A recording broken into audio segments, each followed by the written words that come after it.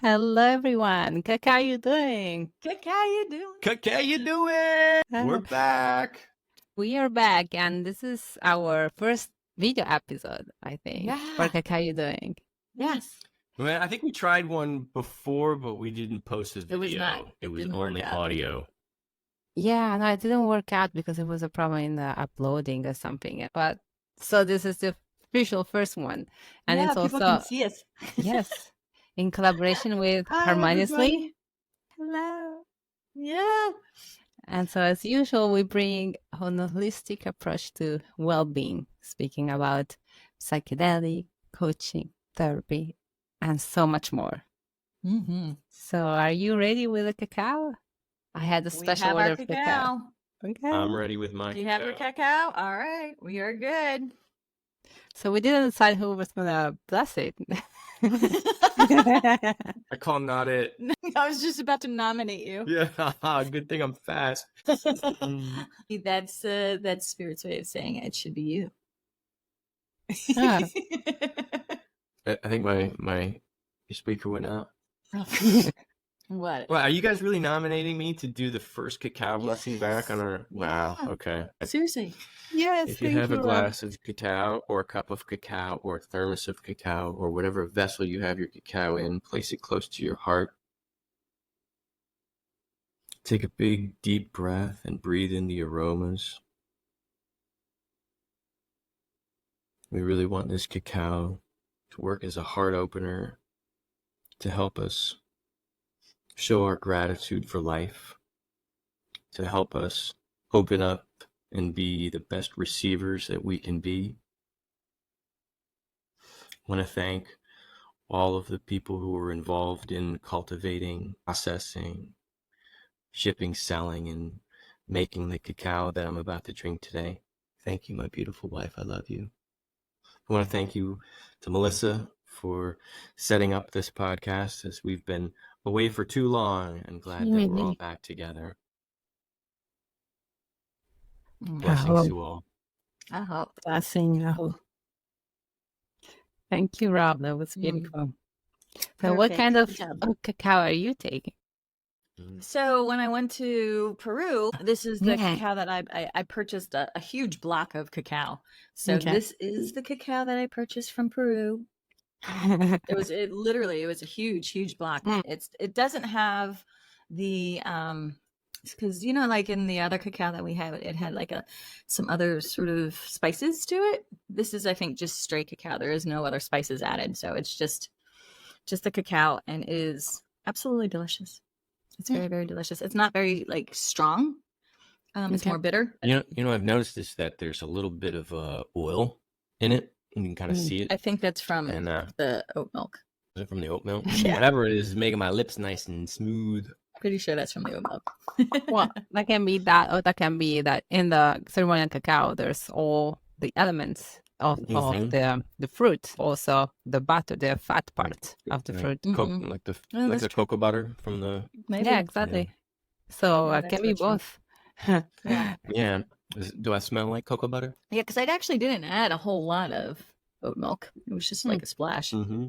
So I don't know. It's good. I really like the texture. It's got a really nice smoothness to it. But I do find the Peruvian cacao is a little bit more bitter, I think, than like the Guatemalan or even the one that you brought back from Cuba. That was delicious. I know. Oh God, that was the best one. that was. It was really strong. was. It was so good. Yeah. You'll have to ship some of that to us the next time you go. Yes. So this makes me wonder if there's some kind of certification, like a Cicero, you can be for cacao. For cacao, like a sommelier, right? You know what a sommelier is? And Cicero can create is for yeah. But for cacao, we should, that's new goals.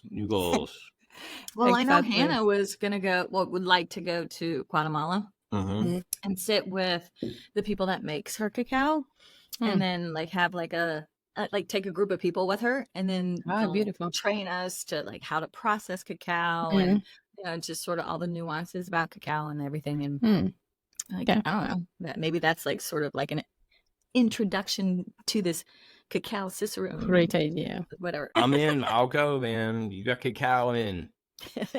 We're there. In your blessing, Rob, you were saying the word receiving. And that's what we were Yes. thinking as the topic for today's podcast, receiving. And we came up with this. We probably all had this experience of how hard it is to receive.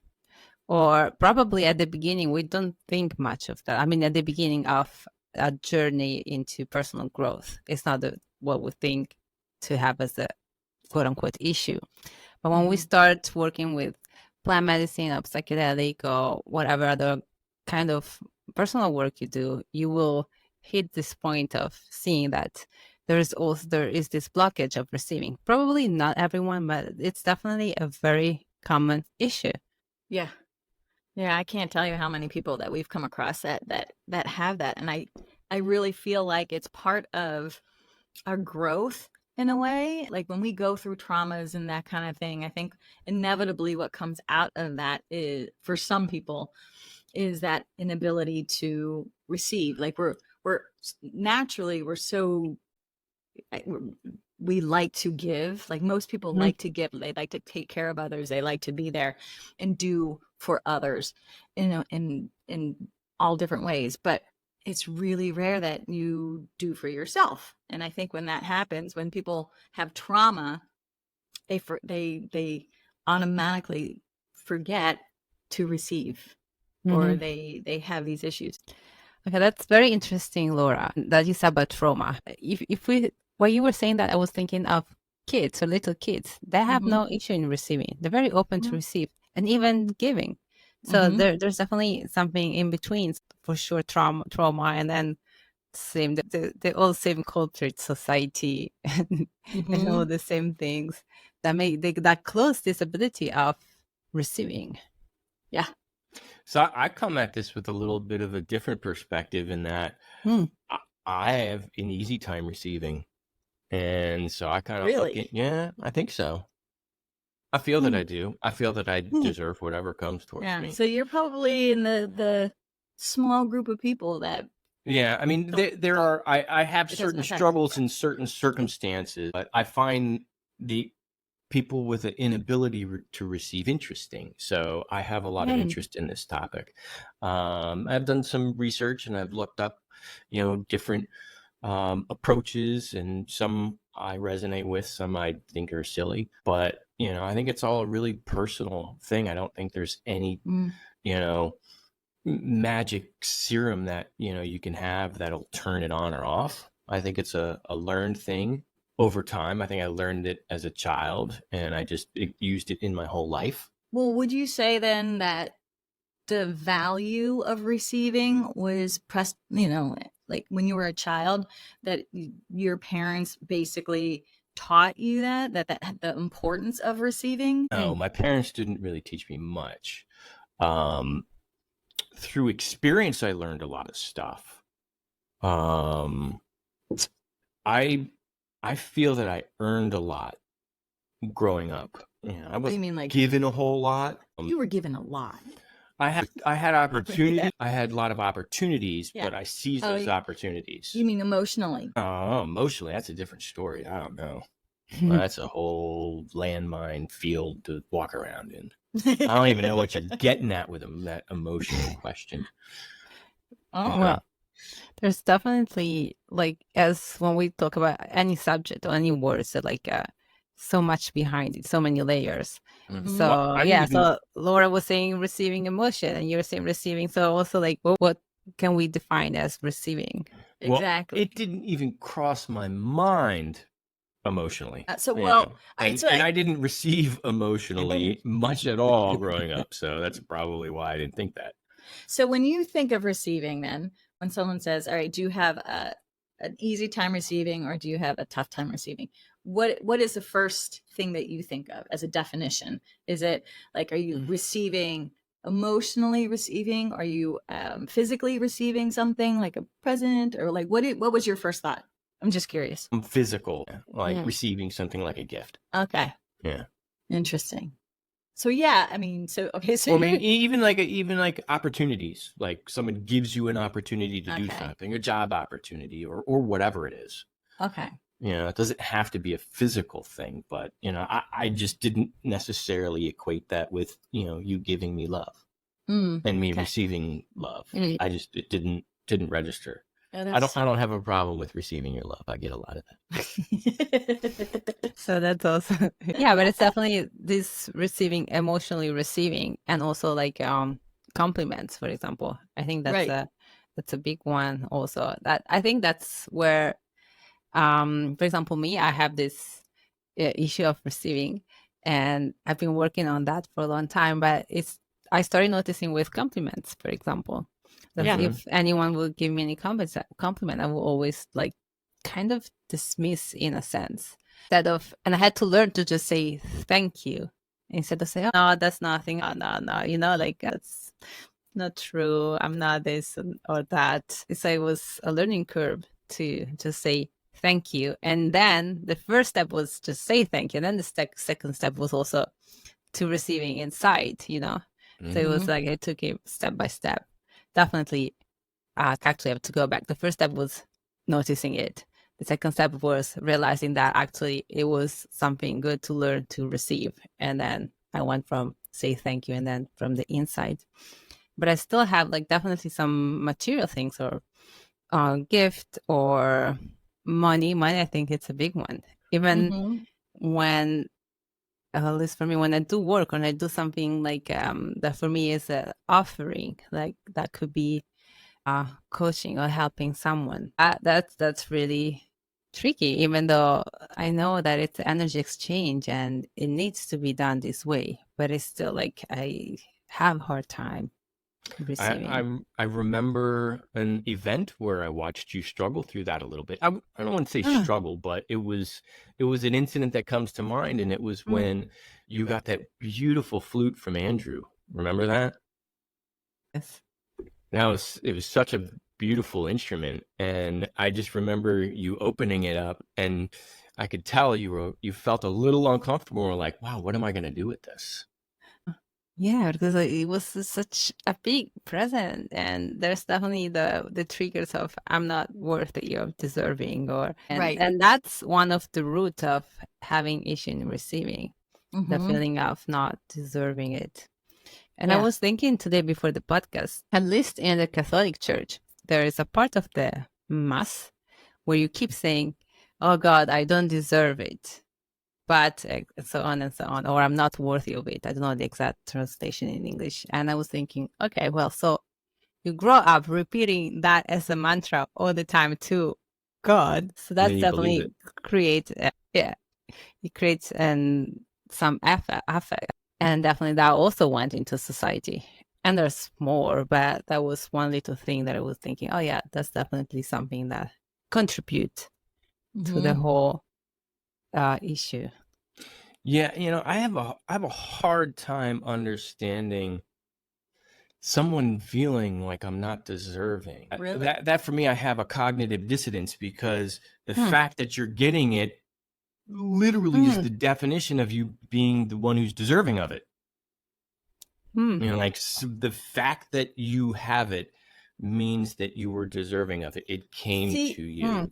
That's to interesting. me, that's so I never thought about it. I'm with Mel on that. Like I think I went for 6-7 years before I even recognized the fact that I had issues with receiving.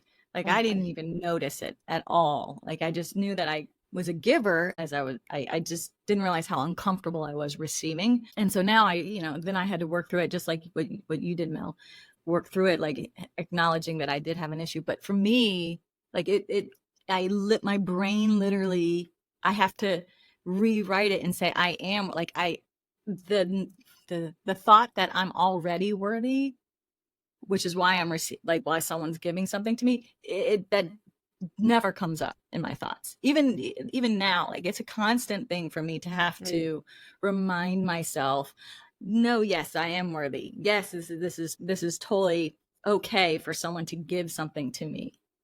Interesting. But then again, like as a child, for me, my entire childhood, my entire existence, was you're not worthy. You're just, you shouldn't even be here on this earth. I grew up exactly the opposite, but not necessarily in a environment with my parents, but I competed in sports. I was in individual sports. So it was gymnastics, wrestling, things where it's just me and, the competition. And I did well in those things. And for my professional career, I was in sales. I was an individual contributor and I worked mostly on commission. And if I succeeded, it was almost 100% doing, the things that I needed to do in order to succeed. So when I did receive the things that come from that hard work, I felt that I was deserving. Yeah, but that maybe it's not. That's a double-edged sword. Because if you don't then do whatever tasks XYZ to an excellent whatever status, then you don't receive, right? So then you're the only way in your brain that you think you can receive, that you're worthy of receiving, is when you do something that's but excellent. There's a little bit of an error there because it's not. I don't think that way about everything. This has just conditioned me to be okay with receiving it. It's just really interesting how like different people. And, luck comes into play here a lot. So some people say, man, that person got lucky or they got lucky or, they're lucky. Well, there is no such thing as luck. It's you being in a position, that those things are coming to you. You might have had to do 1,000 things beforehand to put yourself into that position, but that comes to you because of the things that you've done in your life and where you've been and your trajectory. In sales or in individual sports, there's a whole lot of, that person was lucky. But the truth is you make your own luck, right? You don't believe that. You don't get lucky unless you work at it and things will happen. Yeah. But that's a whole entire mindset that's been drilled into me for 50 years. With sales. Yeah. With sales. I inherently believe that I'm worthy. Anything that comes, even if it's not a direct outcome of fruit.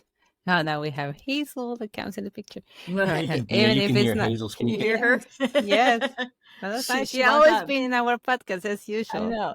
She knows we're doing the podcast. Yeah, well, she wants to contribute to the receiving, I think. Yeah, she does. I will be receiving a dog in my lap shortly. She receives a lot and she takes it. I really think that's a really interesting concept of how you're able to process receiving, so freely. And yet I know you've had some trauma. I know you've had some, things in your life or obstacles or challenges that you had to overcome. And those obstacles didn't hinder that. Whereas in my life, it did completely. Like it was very, very much present. So it's just, I find that very interesting. And I would really like to hear from other people who might be listening to this podcast, like how, did it affect them? Do they have issues based on, their trauma or their things that happened in their life, their experiences? Did it affect their, their ability to receive? Because I know for me and you, it definitely did. Yeah, for sure. And as we said, like if we see kids, they are totally open to receive and to give also. Then growing up, at least in Western society, they probably have a little hard time in giving. They're more open to receive, depending on what giving, but just slightly. And then becomes, I don't know if it becomes the opposite for everyone, but there is some switch, something somewhere where this issue of receiving comes in. Hey, Hazel. Yeah, and I don't want you guys to think that there haven't been situations in my life where I didn't feel that I wasn't worthy, because that does happen, and I think my ultimate point is that this is kind of a conditioned and learned response. I mean, if you don't feel like, it's something that, you do well in life, there are things you can do in order to change it. And, like you mentioned, Mel, receiving compliments. being able to just receive a compliment, that's something that happens more often than you think. Or just being thankful and showing gratitude for someone who's supposed to do something that, a waiter brings you a glass of water when you sit down at a table, say thank you. Yeah. Your cat poops in the litter box, say, thank you, cat. I appreciate that. Just show gratitude and appreciation, and accept compliments. And I think little steps like that will, tune your body more into being open and receptive to, those things when they come around to you, when someone thanks you or someone gives you something.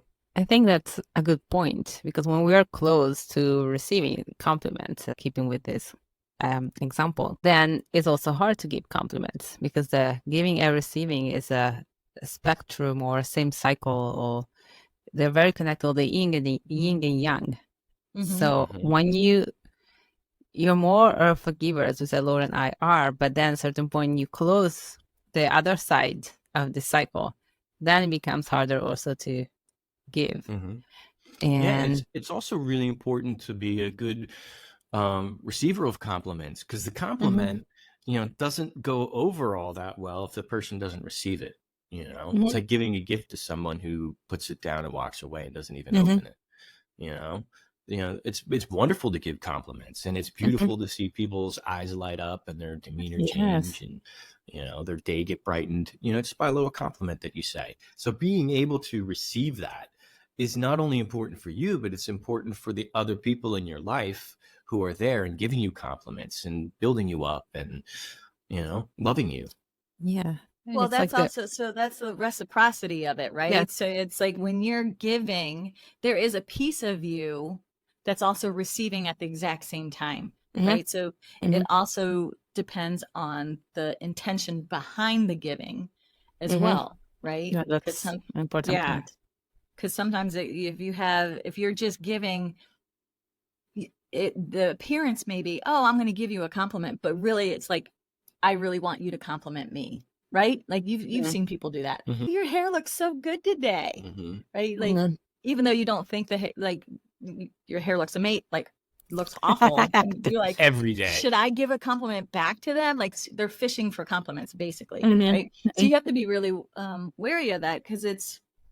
Yeah, I think so. Actually, it was funny, because it's funny that we're doing this podcast, because Gareth Miskitaki, he actually just posted today on Facebook about the term ani. So in Quechua, the word ani, it refers to this very thing of reciprocity and mutualism, in terms of like the well-being of a community and taking care of a community and having that sort of balance of giving and taking.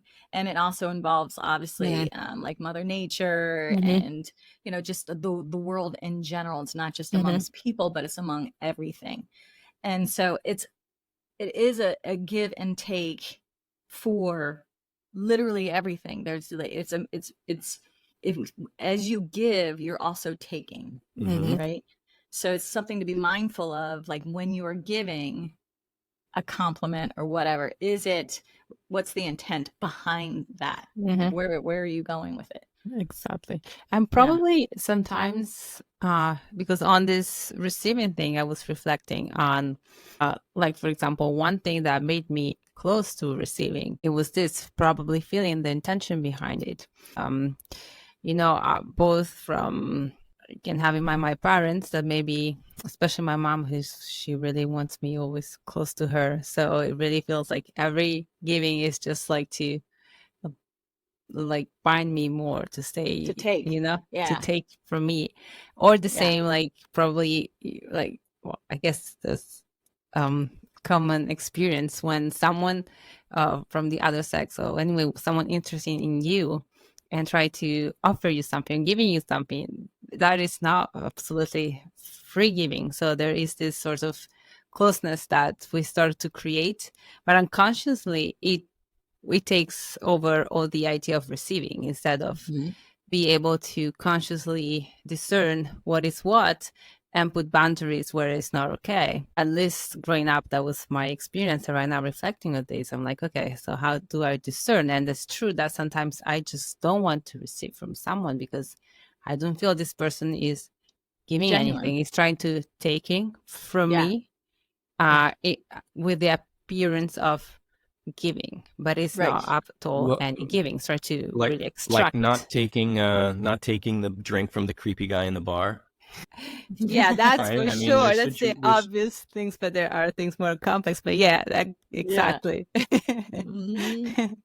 think you make a good point there. Like discernment, like at all times we need to use discernment in all our interactions with other people. And you know, if we're receiving something, is it genuine? Is there a motive behind it? What's their intention? And you can normally feel into that, and you know right away.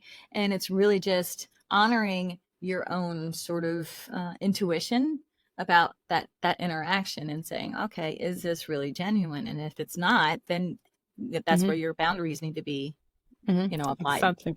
And then it's easy when it's the creepy guy offering you a drink. Yes. But just like what you said, it can get very complicated, especially when it's you know, relationships, like interpersonal relationships, like with your family or your friends or something like that. It can get very complicated, or even like in a work environment. Right? Because, like, for example, there are this sort of, let's call it extraction. They try to extract from you all those layers that are like more subtle. And I'm saying that, you know, like in a general public, people that didn't have the chance to work on themselves, so they unconsciously don't know, and they try to reach for well-being. They don't know how to do it, but so they can see you as being able to active listening, or be able to support emotionally, or like the example Rob was saying before, the compliment of like someone needing a compliment, or I think it was Lora, sorry, needing a compliment, but for their insecurities. And so they try to they do this approach of trying to extract from you in appearance of giving something. But they're actually just trying to take so much more. But they're trying to take so much more. They are so unconscious, and it's subtle energy. So they don't even consider it. They consider more, I'm offering you a coffee or this or this.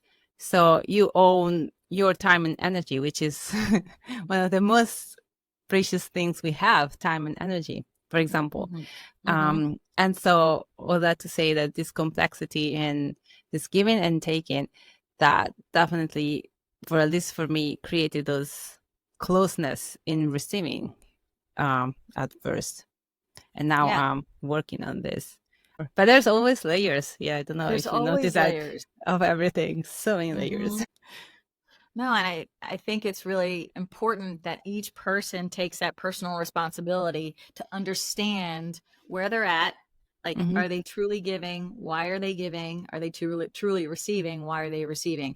And really reflecting on this, because it is a really deep thing. And like you said, I mean, there's so many layers to it, and it's more than just, you know, what meets the eye, so to speak. So yeah, I think it's a really interesting topic. It's deep work. It really is. It's like a rabbit hole. You just go deep, deep, deep, deep, deep. Maybe you don't, because you're already willing to receive, but like for people like me, bring it on. I'm receiving it all. I love it.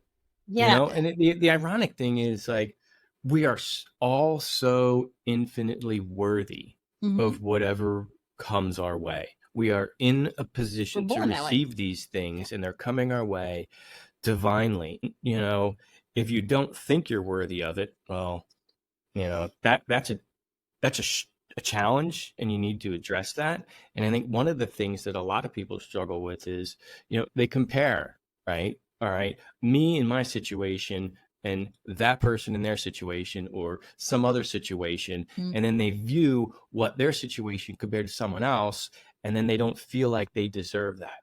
Well, the greatest way to destroy anything is to compare it to something. If you want to destroy yourself, go ahead and start comparing yourself to everybody else. You know, that's the whole keeping up with the whole Joneses thing. So receive. If you feel compassion for others and you want to give to them, certainly give to them, but don't stop yourself from receiving just because you have compassion for other people. I think that's really important. And the more that you receive, the more you're able to give. So it's a spiral that feeds in and upon itself. You receive more, you give more. The more you give, the more you receive. The more you receive, the more you give. And it has a compounding effect. And you can see this in your life, and little things start creeping out of this: luck, synchronicities, all these little things, you know, and the next thing you know, your life is completely different. Why? You know, I receive differently.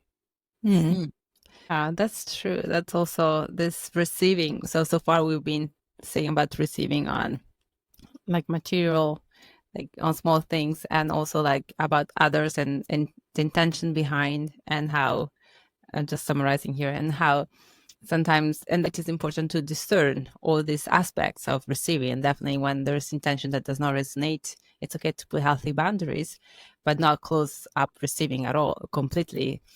Keep it open. And as Rob was saying now, like this cycle of giving and receiving, that comes actually first from the universe, right? From the universe, God, Mother Earth. And actually that was one of the point and the realization today while I was preparing for the podcast. And it was like, well, actually, because I just went to the supermarket and bought something. So you're like, well, I bought something, so I got it. It's not, I don't put it in this receiving part because I paid for that, you know?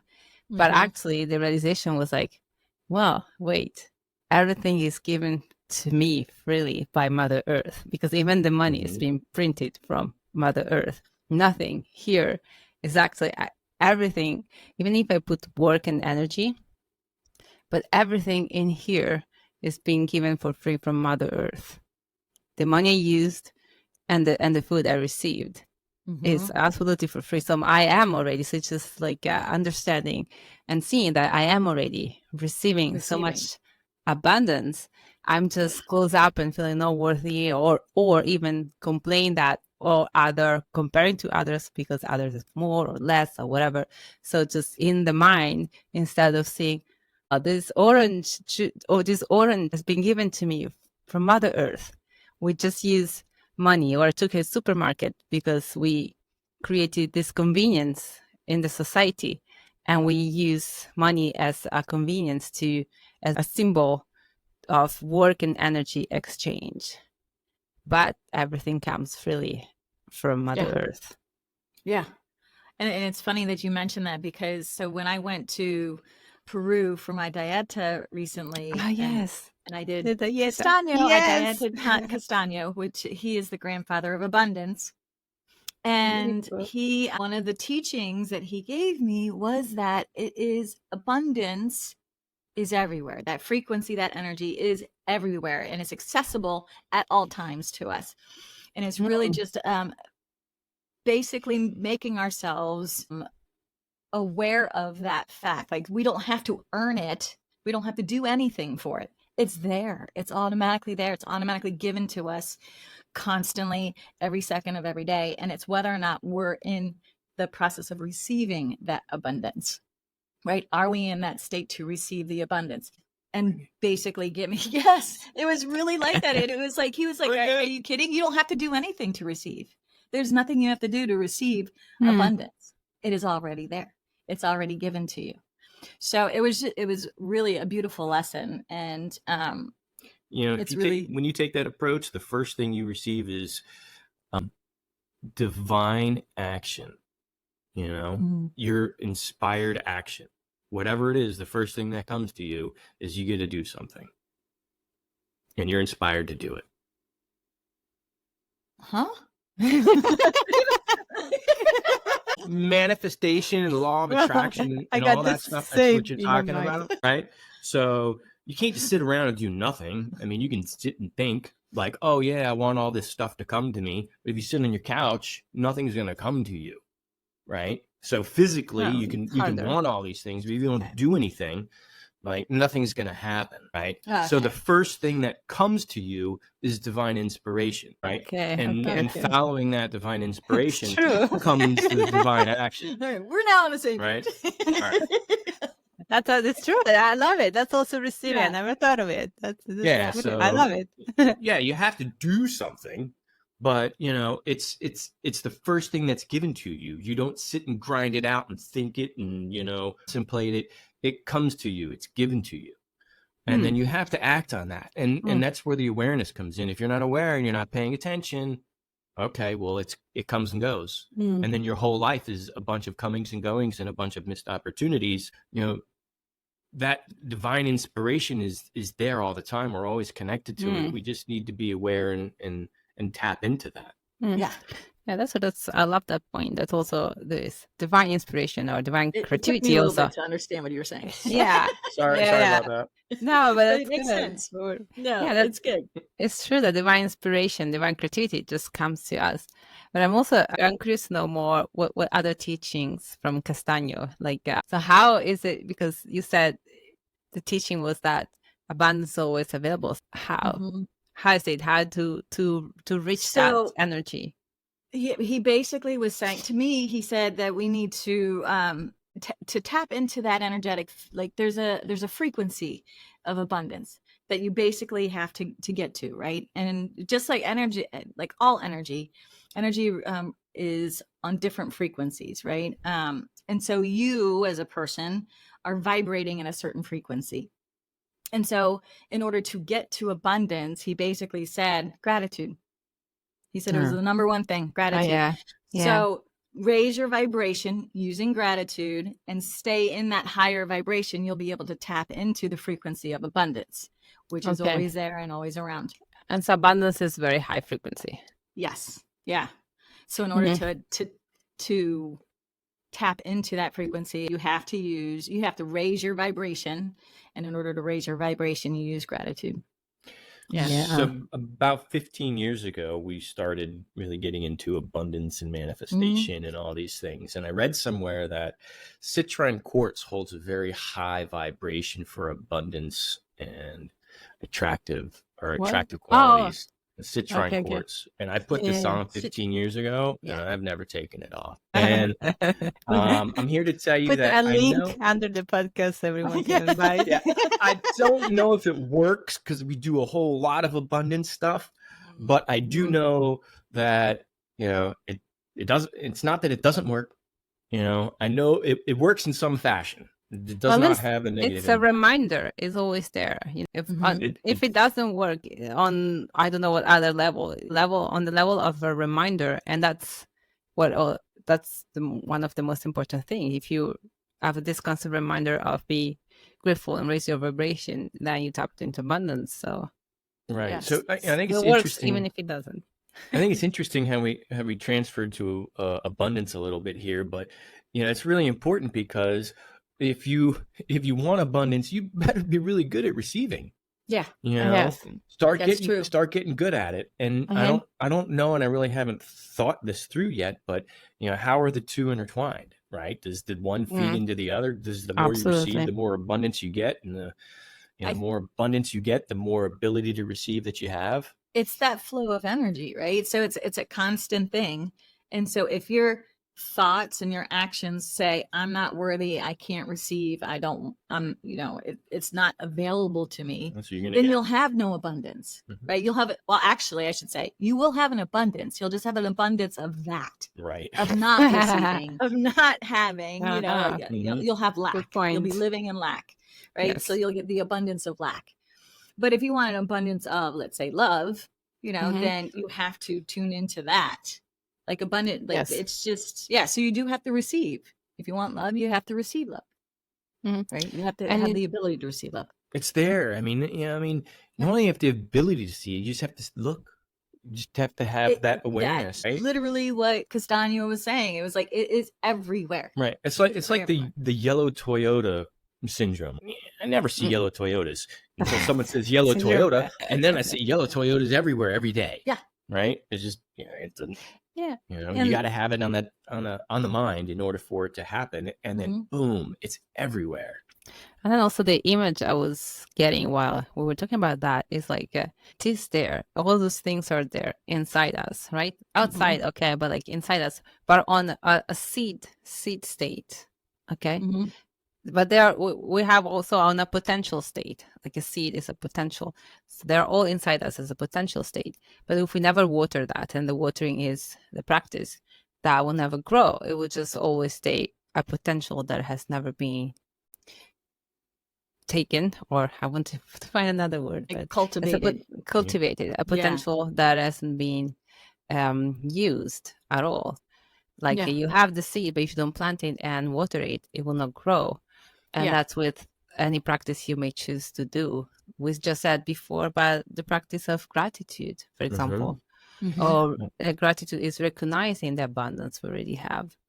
I love that example, Mel, because a lot of times you are cultivating, you're just cultivating the wrong stuff. Like Lora was describing, lack. You could sit and think and worry about lack. Well, that's all that's going to come to you.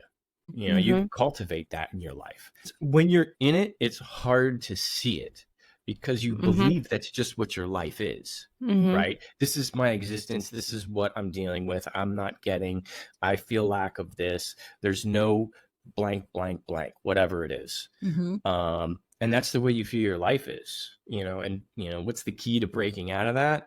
Boy, there's 1,000 different ways. And that's why we're doing this podcast, and that's why religions exist. And I mean, that's why meditation and yoga is available. Yeah. It's all about going in and seeing that, it's, I hate to break it down to this, but it's your ego, right? Your inability to receive is selfish, maybe negatively selfish, but I'm not worthy of this. You're just thinking about yourself. You're not thinking about the giver or the complimenter or the one giving you love. You're just thinking about yourself and how it impacts you and your little story and your little corner of the world. So, when you're stuck in your ego and woe is me and the world's not going right, that's a hard hole to get out of. It does come back to the ego and selfishness and being trapped in your own little world, and however you can get out of that, and receiving and showing gratitude is a good stepping stone to breaking through. Yeah. I would say very quickly, in this case, ego equals fear in a sense. It's more like trapped into all these fears, Well, I think just like what you were talking about with planting the seed or having that seed that's already there, like we're born as children, like ready to receive, just like what you were saying earlier. And that seed of receiving is already there. And then through our own experiences and traumas and society, either that seed is actually, like it's watered and it grows and we were allowed to, receive fully, or it's not. And so I think when it's not, I think that's when our ego is built more up, because our egos are built to protect us, right? And when we're not receiving, when that seed isn't watered, then we're like, this isn't safe. Our world is not great. And then our ego is what's built. So then it's the practice of, okay, let's recognize that that's what's happening with our ego, and how can we now water that seed? What can we do? What are the things that we can do to water our seed? And as you said, like the society around us, you said, so the society around us, it is a common, let's call it mental disease. That everybody's watering the wrong seeds. They are. So it's like that's the normal. If I'm watering love, I am the one that is pointed as the weird one. In a sense. And here's the interesting thing about our culture is that a lot of times that pendulum swings way too far. So someone would be like, oh, geez, I need to water this. They break out the fire hose and they blast all the seeds away and they just take too much water. And then nothing happens and nothing grows. So that's a good point. Making sure, you do it in the right approach and right moderation, jumping off and, all of a sudden saying, hey, I have a spiritual life. Now I'm like super spiritual and, jumping into the deep end, it's going to give you a spiritual ego, isn't going to help all that much. Yeah. So moderation and watering those seeds, in the right amount, it's super important. You can't just go and do too much. When you said that, the first thing I thought of was love bombing. So no, I mean, it's a thing, right? Yeah. Like, especially, I mean, they talk about like narcissists and things and love bombing, and it is a thing. So when you are a person who hasn't gotten your seed watered, right? And you're just sitting there and you're just like, and then someone love bombs you with all of this, they're like overwatering your seed. You're sitting there going, this is amazing, right? So you take it all in, but it's really unhealthy, right? It's there is that balance, like what you're talking about. So I think it's a really important note that you really need to be aware of how is your seed being watered, and is it being watered in a healthy way? Yeah. So I think I'm noticing the time, so we're good. I wanted to conclude with a little story, and I know also we could go forever. I know we can. I know. We totally I can. feel like we only touched on the first bullet point. I know it's true. But like, I want to conclude with a short story of how I started thinking more, recently, about receiving. And it was this last Sunday was the last day of an online program with a guru, and it was like the conclusion. And so in the program, like he always say you need to be willing now, you need to be open, to be willing for the spiritual practice. He offers like meditation like that. And while I was in meditation, I realized this is also, I see I'm blocked to receive. And this is where he talks about the willingness. I'm not fully receiving his energy in because of the connection of I'm not worth it and all that. That was that part. And so that's so how important it is to work on your receiving also for your spiritual journey or personal journey, because you can tap into all this higher frequency. Also, Castagna said about the abundance, about love, the love that is everywhere. So tapping into this higher frequency, and that. So receiving, as we said, it's multifaceted. There's so many layers. And I would say, at least my last words would be, so just to work on receiving, first of all, notice where you're at with that, and then start to work and observe and bring the awareness of all the different layers inside yourself. As I said, probably there is one that is because you feel, but you're not aware, you feel the intention of the others are not there or they're not in a line. And so that's one thing. And then there's all the work on worthiness, and then all the work on social condition. And so see all that. And then there is all the work that can be on watering your seed of gratitude first, and then abundance, and then receiving. And what are your last words? Well, my last words are that I am super grateful for receiving this invitation to do this podcast because I've missed it so much. I know. Not sure if I'm worthy of the invitation, but that's not my position. That's your position to determine whether I'm worthy or not. And I thank you for that. Take it in. You are worthy. Yeah, I'm taking it in. I love it. And I can't wait to do another one. I agree. And happy Cacao Ya Doin, everybody. Yeah, I think my final words would just be that we all have the ability to receive love, all the things that we would like in our lives. It is there. It is really just a matter of being first aware of where are we in that path of receiving.